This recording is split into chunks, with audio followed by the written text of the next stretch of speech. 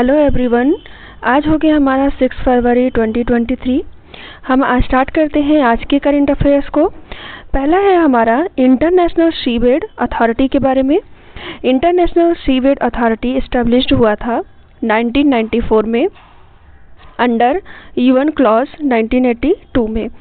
UN clause का formation हुआ था 1982 में, उसी के अंडर इस अथॉरिटी का फॉर्मेशन हुआ था 1994 में। ये इंटरनेशनल सीबेड अथॉरिटी किस टाइप का बॉडी है? यह एक इंटरगवर्नमेंटल टाइप बॉडी है जिसका हेडक्वार्टर है जमैका में। और इसके मेंबर्स कितने हैं? मेंबर्स हैं इसके total 167 plus 1 institute that is European union और 167 इसमें मेंबर्स हैं। तो ये रहा हमारा इंटरनेशनल सीबेड अथॉरिटी के बारे में। नेक्स्ट बढ़ते हैं रेड सैंडर्स। रेड सैंडर्स क्या है? रेड सैंडर्स एक प्लांट है जो कि ईस्टर्न घाट के सदर्न रीजन में पाया जाता है मोस्टली। यह अपने रेड कलर की वजह से ज़्यादा जो है कि वैल्यूएबल है। रेड कलर की वजह से इसका वैल्यू ज़्यादा है और ये एक ट्रॉपिकल डेसिडस फॉरेस्ट के में पाया जाता है। यानी कि इसका जो रीजन है जहाँ पे ये पाया जाता है ये ट्रॉपिकल डेसिडस फॉरेस्ट है जो कि ईस्टर्न घाट के एरिया में पाया जाता है मोस्टली।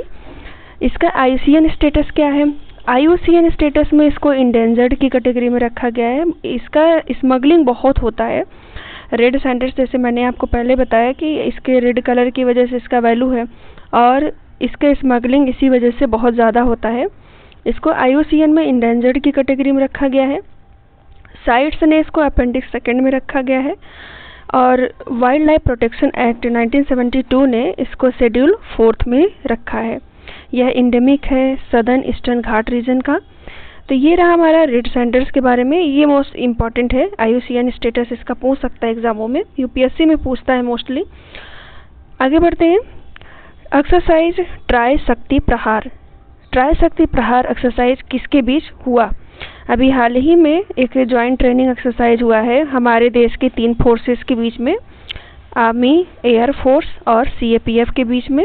इसको एक्सरसाइज कहाँ कराया गया? इसका हुआ है नॉर्थ बंगाल में सिलीगुड़ी के पास। सिलीगुड़ी के पास ट्राई शक्ति प्रहार का एक्सरसाइज हुआ है 3 फोर्सेस के बीच में, आर्मी, एयर फोर्स और सीएपीएफ के बीच। आगे बढ़ते हैं neglected tropical disease. Neglected tropical disease क्या है? पहले तो ये जानते हैं। नेग्लेक्टेड ट्रॉपिकल डिसीज़ एक ऐसा डिसीज़ है जो बहुत सारे पैथोजेंस की वजह से होते हैं। मोस्टली ये ट्रॉपिकल रीजन जो कंट्रीज़ हैं, जो भी ट्रॉपिकल अंडर कंट्रीज़ हैं, उनमें ये डिसीज़ेज ज़्यादा होते हैं और ये वायरस की वजह से बैक्टीरिया, फंगी, पैरासाइट यानी कि बहुत सारे पैथोजेंस इसके रीजन होते हैं होने के। और मोस्टली ये ट्रॉपिकल कंट्री जो हैं उनमें पाए जाते हैं ये डिसीज़ेज। इसीलिए हमारा जो है कि एक लंदन डिक्लेरेशन हुआ था 2012 में, 30 जनवरी 2012 में, जिसका नाम दिया गया London declaration on neglected tropical disease. इसीलिए हर साल नेग्लेक्टेड ट्रॉपिकल डिसीज़ मनाया जाता है 13 जनवरी को। नेक्स्ट है हमारा latest signatory nation of international solar alliance के बारे में। यानी कि इंटरनेशनल सोलर अलायंस का अभी हाल ही में कौन सा देश सिग्नेटरी बना है यानी इसको साइन किया है? ये है रिपब्लिक ऑफ कांगो। जब इसकी बात हो रही है कांगो की तो और भी चीज़ें इसके बारे में जान लेते हैं कि इसका कैपिटल कहाँ है? किंशासा में है। और ये किस नदी के किनारे बसा है? रिपब्लिक ऑफ कांगो नदी, कांगो नदी के किनारे बसा हुआ है। जब इंटरनेशनल सोलर अलायंस की बात हो रही तो इंटरनेशनल सोलर अलायंस के बारे में भी जान लेते हैं कि ये एक्चुअली है क्या। इंटरनेशनल सोलर अलायंस लॉन्च हुआ था 2015 में, नवंबर 2015 में लॉन्च हुआ था और इसको लॉन्च करने वाले देश थे इंडिया और फ्रेंच। लॉन्च हुआ था UNCCC का एक मीटिंग था पेरिस में, वहाँ पे इसको लॉन्च किया गया था नवंबर 2015 में बाय इंडिया एंड फ्रेंच। इसका सेक्रेटेरिएट कहाँ पे है? गुरुग्राम में है। यानी कि हमारे ही देश में इसका सेक्रेटेरिएट भी है। मेंबरशिप के बारे में क्या है कि इसके मेंबरशिप कौन है या कौन कौन बन सकते हैं? जब इसका फॉर्मेशन हुआ था 2015 में, तब इसके मेंबर्स वही देश से बन सकते थे जो ट्रॉपिकल रीजन में आया करते हैं, यानी कि ट्रॉपिकल रीजन में जो कंट्रीज आ रहे हैं जिनका लोकेशन है वही इसके मेंबर बन सकते थे, क्योंकि सबसे ज़्यादा ये माना जाता था कि ये देश जो है कि सोलर एनर्जी को गेन करते हैं, सबसे ज़्यादा सन रेज इन देशों में आता है, इसलिए उन्हें जो है कि सोलर अलायंस बनाया जाएगा। बट 2018 में क्या हुआ कि इस मेंबरशिप को ओपन कर दिया गया सभी यूएन मेंबर्स के लिए, यानी कि जो भी यूएन मेंबर्स हैं वो सभी आईएसए के मेंबर बन सकते हैं। तो 2018 से सभी के लिए ओपन कर दिया गया। हालांकि अभी भी जो है कि सभी इसके जो भी मेंबर हैं वो यूएन के मेंबर हैं, बट सभी यूएन मेंबर इसके मेंबर नहीं है, यानी कि जितने जो भी यूएन मेंबर हैं जरूरी नहीं कि वो आईएसए के मेंबर हों ही। चलिए नेक्स्ट बढ़ते हैं। Which country going to be become 11th member of ASEAN. ASEAN में टोटल कितने मेंबर हैं? 10 मेंबर, बट अभी जो है इसका 11वां मेंबर बनने जा रहा है ईस्ट तोमर। ईस्ट तोमर इसका 11वां मेंबर बनेगा। नेक्स्ट बढ़ते हैं। The vision for all school eye program, all school eye health program किसने लॉन्च किया है? इस प्रोग्राम को लॉन्च किस स्टेट ने किया है? इसको लॉन्च किया है गोवा राज्य ने। गोवा ने ही इस प्रोग्राम को लॉन्च किया है। जब गोवा की बात हो रही है तो इससे रिलेटेड और भी फैक्ट्स जान लेते हैं। जैसे अभी हाल ही में मोपा एयरपोर्ट का नाम बदलकर क्या रखा गया है? मनोहर पर्रिकर एयरपोर्ट रखा गया है। और ये पहला राज्य है रेबीज फ्री डिक्लेयर हुआ है, और इसका पहला ही राज्य है जो हर घर जल योजना में पहले स्थान पे रहा है, यानी कि पहला राज्य बना था हर घर जल योजना के मामले में। इसका लिबरेशन डे कब मनाया जाता है? 19 दिसंबर को मनाया जाता है हर साल, क्योंकि 19 दिसंबर 1961 को ये पुर्तगालियों से मुक्त हुआ था, यानी कि इंडिया का पार्ट बन गया था। तो ये रहा हमारा गोवा के बारे में। कि नेक्स्ट बढ़ते हैं। Recently, which countries announced to remove the pictures of British monarchy?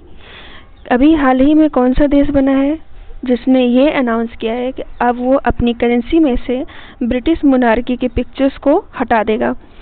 ये देश बना है ऑस्ट्रेलिया। जैसे पहले आप जानते हैं कि बहुत सारे देश जो है ब्रिटिशर्स के कॉलोनियल पीरियड में गुलाम रहे हैं, तो कुछ इफेक्ट्स आज के टाइम में भी देखने को मिलता है। तो उसी तरीके से ऑस्ट्रेलिया की करेंसी में ब्रिटिश मोनार्की का प्रेजेंस था, तो अब उसने अनाउंस किया है कि वो अपनी करेंसी से ब्रिटिश मोनार्की के पिक्चर्स को हटा देगा। जब ऑस्ट्रेलिया की बात हो रही है तो उससे रिलेटेड और भी फैक्ट्स को जान लेते हैं। जैसे कि ऑस्ट्रेलिया का कैपिटल है कैनबेरा।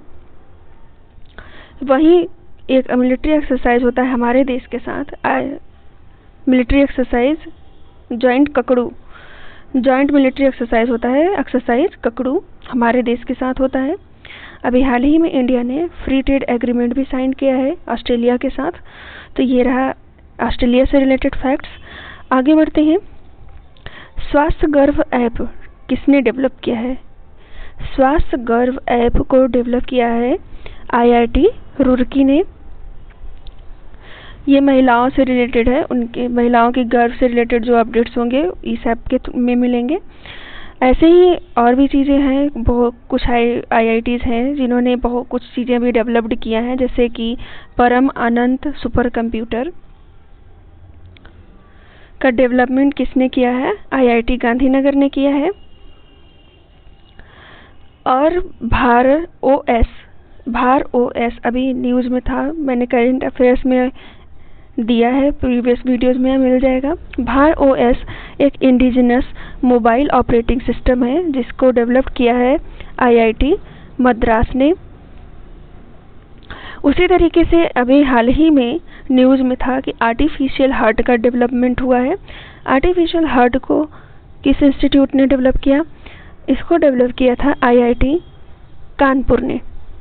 आईआईटी कानपुर ने आर्टिफिशियल हार्ट को डेवलप किया, यानी कि परम आनंद सुपर कंप्यूटर को डेवलप किया था आईआईटी गांधीनगर ने। भार OS indigenous mobile operating system को डेवलप किया आईआईटी मद्रास ने। और आर्टिफिशियल हार्ट को डेवलप किया आईआईटी कानपुर ने, और भारत स्वस्थ गर्भ ऐप को डेवलप किया आईआईटी रुड़की ने। ये मैच द फॉलोइंग में क्वेश्चन आ सकता है, स्टेट पीएससी वगैरह में पूछता है कि डेवलपमेंट किसने किया, करेक्ट द फॉलोइंग में क्वेश्चन आ जाएगा। आगे बढ़ते हैं।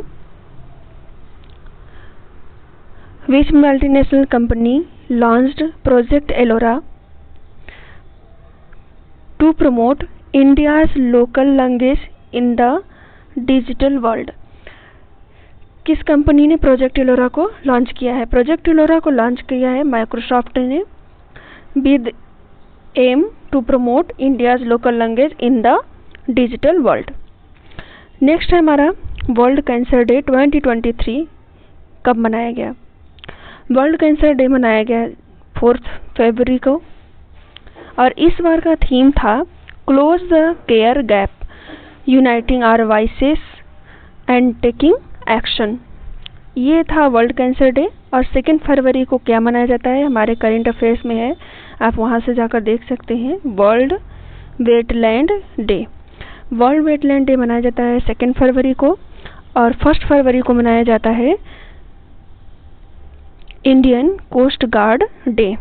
1 फरवरी को इंडियन कोस्ट गार्ड डे, 2 फरवरी को वर्ल्ड वेटलैंड डे एंड 4 फरवरी को world cancer day. Theme important है, इसे याद कर लीजिएगा। यूपीपीएससी ने कई बार पूछा है थीम से रिलेटेड क्वेश्चन, 21 में भी पूछा था, 2 में भी पूछा है क्वेश्चन। नेक्स्ट है हमारा मिशन ड्रग फ्री देवभूमि कैंपेन। किस स्टेट ने लॉन्च किया है इस कैंपेन को? इस कैंपेन को लॉन्च किया है उत्तराखंड ने। उत्तराखंड ने इस कैंपेन को लॉन्च किया है। इस कैंपेन का एम क्या है? इस कैंपेन का एम है to make youth aware about the ill effects of drugs. Drugs के जो साइड इफेक्ट्स हैं उनके बारे में यूथ को अवेयर कराना इस कैंपेन का मेन एम है। अभी हाल ही में एक अवार्ड दिया गया है FIH प्रेसिडेंट अवार्ड 2023। ये अवार्ड दिया गया है VK पांडियन को। FIH की बात हो रही है तो एक चीज़ और भी फैक्ट जान लेते हैं कि FIH mains world men's hockey cup कहाँ पे हुआ? ये हुआ था ओडिशा में। ओडिशा में हुआ है world men's FIH hockey cup.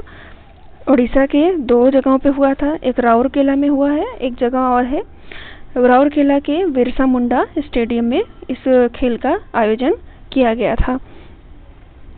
आज के लिए बस इतना ही। Thank you for watching. Please like, subscribe and share करना नहीं भूलें। Thank you for watching.